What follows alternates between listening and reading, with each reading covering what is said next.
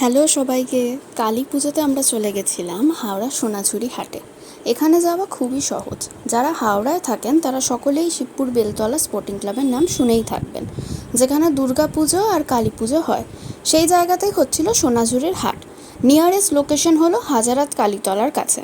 যারা carry road দিয়ে আসবেন তারা বলবেন হাজারাত কালীতলা যাব, আর যারা ডুমুরজলা স্টেডিয়াম দিয়ে বা নতুন রাস্তা দিয়ে আসবেন তারা একেবারে টোটো করে সহজেই এখানে পৌঁছে যেতে পারবেন।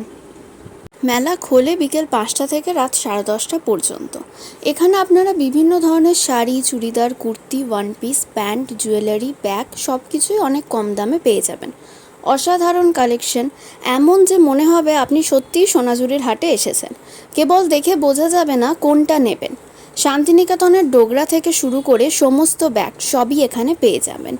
এখানে বাচ্চাদের জন্য অসাধারণ জামা আছে, যেমন নিউবর্ন বেবিদের জন্য ছোট ছোট সুতির পাঞ্জাবি আর ফ্রক দেখতে খুব সুন্দর। এখানে মন মতন অনেক কালেকশনই তোমরা পেয়ে যাবে, তোমরা এসে এখানে দেখতে পারো। এখানে সব জিনিসই আমার খুব সুন্দর লেগেছে।